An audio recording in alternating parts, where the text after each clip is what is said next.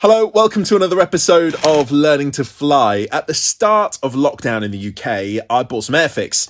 I was thinking, I'd certainly kill some time with it, but it became much more than that. I became fascinated with the aircraft that I was building.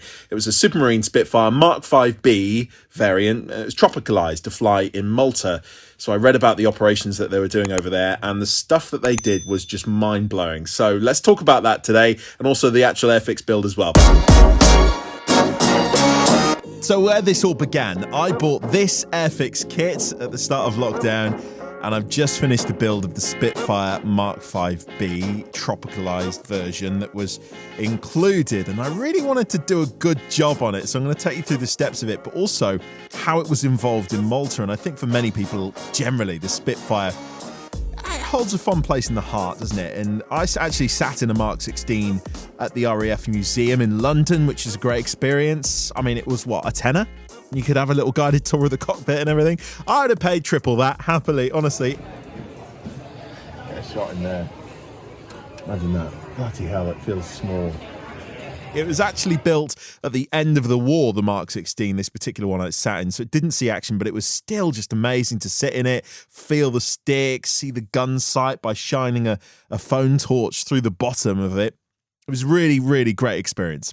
However, I didn't know much about the role of the Spitfire in Malta, which is where the model in this kit is based. So as I show you pictures of the build and talk through that very briefly, I'm going to tell you more about the operations in Malta as well. Between June 1940 and November 1942, the small but incredibly strategically important island of Malta became the most heavily bombed place on Earth. What a fact that is.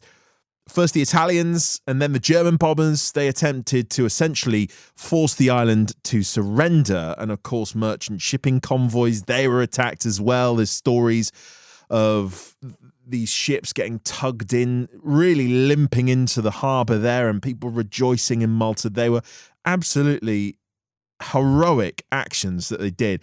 Initially, Malta's only defending fighter aircraft were the outdated Gloucester Gladiators and then the Hawker Hurricanes.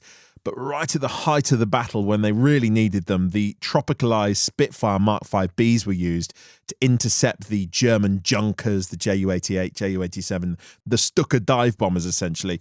And they were escorted by Messerschmitt Bf-109, so it was a really tough fight, and it was very similar in many ways to the Battle of Britain. During this time, the pilots spent their days on rations of 2 slices of white bread, still having to fly even though they had what had become known as Malta Dog, something about the eye of the needle, what we don't really need to talk about here. Let's get to the final reveal of the model then. If you're interested in the build of it, I've gone through the steps at the end of this reveal, at the end of the video. If you're new to the channel as well, check out some of my more normal videos that I do. I'm an NPPL holder, a National Private Pilot's License holder. I fly from Kemble. Hopefully it won't be too long before I can upload my first flight after lockdown video. In the meantime, me and Rory from Rory on Air, we're hoping to team up on a mini project. Thank you for watching though, and as ever, please do click subscribe if you haven't already.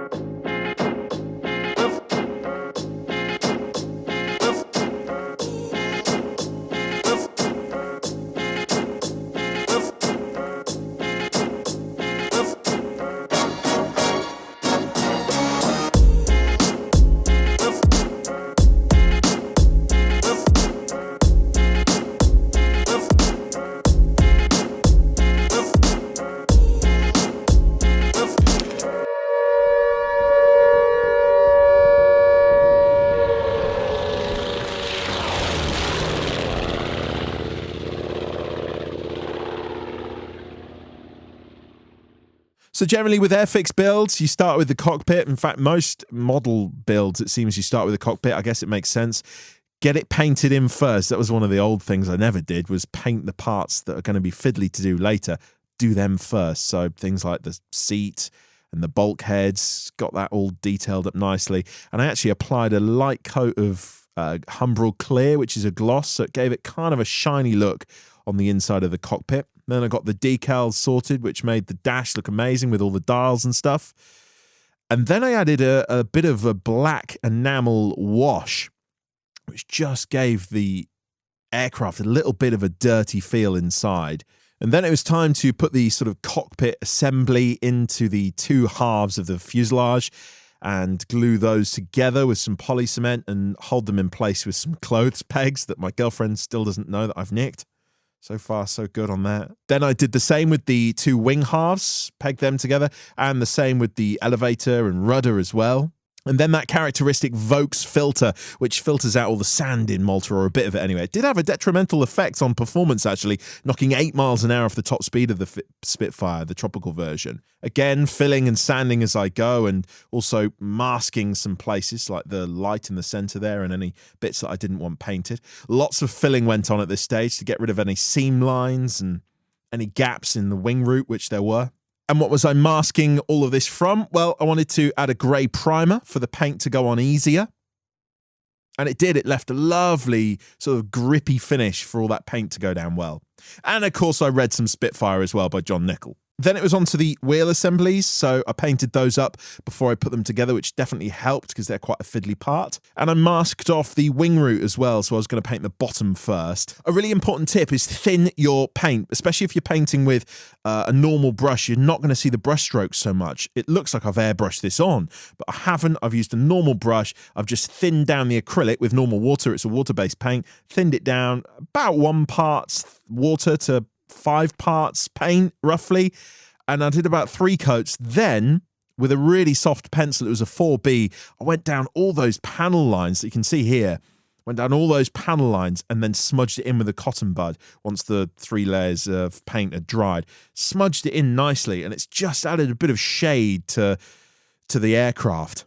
And then I added another layer of paint on top, and that's the result you can see. It's just a lovely little bit of pre-shading, as it's known, just in those panel lines. And then this was one of the things that didn't go so well, actually. I added a mask for the camouflage pattern with blue tack, which works really well if you airbrush, I think, because you're not actually getting into contact with the blue tack. Yeah, with a brush, you kind of get into the gaps a bit too much. It worked okay, as you can see.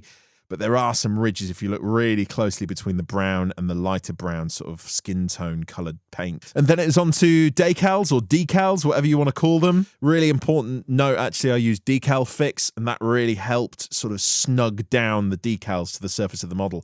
And you can see they got into the panel lines and everything, which really makes a difference. And there were some tiny ones as well. Look at the size of this M here. I think M is a mounting point or a jack here. You can see that as well. An electrical door at the back there. Tiny little decals. Then I moved on to the underside of the Spitfire and decaled there. And then it was on to washes, panel washes or pin washes, whatever you want to call them, just highlighting those lines just to make them stand out a little bit more. Then I moved on to some chipping. I chipped the propeller to make it look, because the aircraft were taking off on stony, kind of sandy airstrips. They would have got a lot of stone chips in the propellers. So then it was on to weathering, which was absolutely one of my favorite bits. I found it quite easy, just doing tiny bit at a time. It was with Humbrol weathering powders. I had a mix of sand, dark earth and whites, and just mixed them up and had some different tones across the whole of the model there. And you can see I added some exhaust sort of soot, if you like, down the side of the Spitfire, and some gun smoke. The underside probably went a bit over the top there, and the same with the oil spillage, but hey, characterful. And that pretty much concludes the build. So I've just put on the canopy then and the door. I absolutely loved it, and I'm going to do more of these. Let me know if you enjoyed it in the comments below. Thanks again for watching. If you've made it this far, congratulations. Round of applause for you, and we'll catch you next time.